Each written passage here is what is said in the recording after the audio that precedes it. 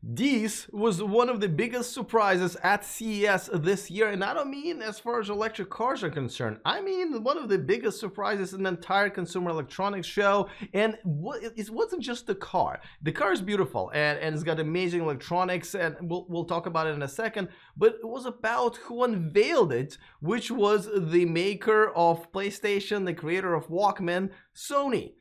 That's right. And by the way, nobody really knew about this. They didn't send out any press releases.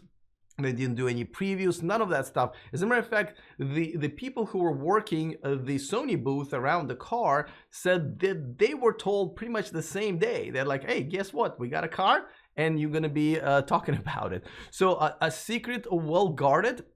So while at CES, myself and Tom Moloughney decided to walk up to the car, which again was not easy to access. So there was layers and layers of people, but we made our way to the car and had our weekly segment that we call Plugged In with Tom Moloughney, not only in person, but right next to this beauty. And as always, his opinion is very interesting. I think we share a lot in common as far as understanding what this car really means or will mean to the electric car community. And of course, don't forget, there are quite a few other contributors to this channel this year, including Rich Rebuilds, the CEO of Faraday Future, Karsten Breitfeld, Sandy Munro, and many others. So if you haven't subscribed to this channel yet, this would be a great time to click on that subscribe button. And if you already have, then click on the bell notification icon so you don't miss anything moving forward. So now, by the way, this is a 50-50 thing, right? If they're going to end up making this car, this could be one of the best electric cars on the market, a major Tesla competitor. But if they're just showcasing what they can do with some of the tech and it's just a demo car, then most of us will be pretty disappointed. So I hope it's the first one, but I think they're also going to be gauging how popular this is going to be, if there's a demand and so forth. So I hope the feedback is positive, which I think it will be. All right, before I show you guys my conversation with Tom, a quick reminder that this video and this channel is sponsored by Byton. Check out their all-electric SUV called M-Byte. I can't wait for it to come here to the United States, to Europe. If you haven't reserved one, I don't know what you're waiting for. It really just takes about a minute of your time. Doesn't cost you anything. So browse to the description of this video and reserve your Byton today. All right. So without further ado, this is my conversation with Tom at CES, right next to the brand new Sony car concept. Here we go. All right. Once again, we're here at CES. It's always good to chat in person. But this is interesting. We didn't expect to see this here. Yeah, we're at the Sony booth, and there's an electric car here. The surprise of the show for everybody. What we hear is even a surprise for the Sony employees. We were just talking to one of the Sony employees who's tasked with guarding the car here. He didn't know an electric car was coming till about an hour and a half before the show. That's how secretive this was held within Sony. All right, but let's talk about this. First of all, this is most likely to showcase the technology, though quite interesting technology, what Sony can do for cars. Probably not going in production anytime soon. The car is well put together. What do you think? Do you think Sony or companies like Sony should take a shot at electric cars? Well, that's what the company line right now has been, that it's just to showcase Sony's products, which makes sense. But take a look at the car. You and I have seen a lot of concepts. We've been around for a while. This car looks like it's production intent. Usually when a company is just going to make a car to showcase some things, they don't spend such incredible attention to detail, make sure everything is perfectly lined up, the interior perfectly ready to go. This car looks like they could start making it. So that said, I'm not predicting anything, but you never know. This might be something more than just a showcase. They brought in Magna to help build it and work with Sony designers. Magna knows how to make cars.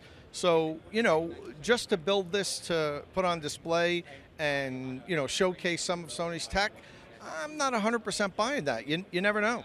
Well, here's where I'm going. I'm thinking like this. Right now, the electric cars are being produced or going to be produced by either startups, from Tesla to NIO, Byton, Lucid, and so forth, or by legacy manufacturers like Ford and Audi.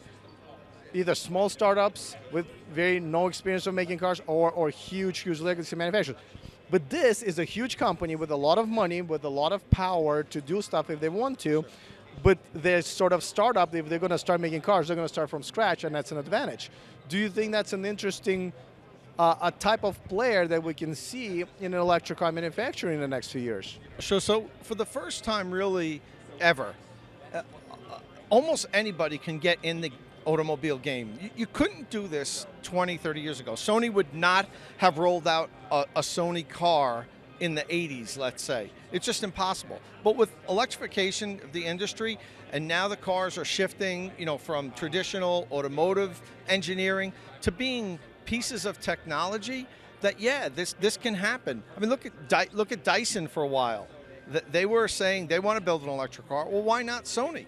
It makes sense at some levels because of all the tech that they like to showcase in the car. Well, why not just work with a partner like Magna, make a car, engineer a platform? Who knows? Maybe they license the platform. They've already said that they can use this platform for other types of vehicles, like small SUVs and whatnot. So they went into all that work in detail to build a platform that could possibly fit other types of vehicles. And now, we're just going to show off our radios and our LiDAR and whatnot. I don't know. They could be serious about this, and I hope they are, because the more the merrier. I talk about this a lot, because when I talk about Byton, I like how they build a car around the technology, right? Because they were starting from scratch in a tech company. This could be one of those examples also where Sony builds a car around their technology, and on top of that, Sony has done batteries before, and that's a big part of the car. So do you think they might actually have advantage over Ford, Audi, and so forth? Well, as you mentioned, they have the tech people. And what did they do when it went for the automotive end of it? They went and contracted Magna. Magna knows how to make cars. So, it makes sense. And, this is going to be an interesting story to follow. But for now, this was, in my opinion, really the story of CES as far as automotive, the surprise story. Nobody saw this coming. If someone told you they saw this was coming, they're either lying or they work for Sony. But I think it's super cool that Sony's doing this. All right. Any predictions for what we might see next year at CES? We have a year, but that's a long time as far as, electric cars, but also other manufacturers getting into the game like Sony did. Yeah, I mean, you can't predict something like that, but I think this is a trend that we're going to see where more tech companies are going to say, look, we need a bigger piece of the automotive sector. We can do this now, so let's jump on the bandwagon. So let's see, but don't forget, by CES 2021, we're already going to have like Rivians and Bytons and really interesting startups that should be on the market with their cars. So I think we're going to have a lot to talk about just about that. All right, so it looks like we're in agreement. We're going to root for this car, and in person is just so perfectly done. I've never seen a concept be made so well. Like the panel gaps are perfect and tiny and lined up, and they really put a lot of effort into this car. By the way, if you want to follow Tom, you should follow Tom on social media. The information is in the description of this video. He is obviously on Twitter, but also check out some of his articles on InsideEVs. He's been he's an OG of the electric car journalistic community. So there's tons and tons of articles there that you can enjoy. He writes them pretty much at least once a week to contribute to InsideEVs. So definitely check him out there. By the way, I want to thank one of my newer Patreons, David. Thank you so much for joining my Patreon community. That's how I'm able to travel to these amazing events and bring that information straight to you guys, making sure that I know what I'm talking about and I've seen it in person. I've talked to people who made it. So you can also join my Patreon community, and one of the perks is that you get to watch this live before anybody else. Go to patreon.com/E4Electric.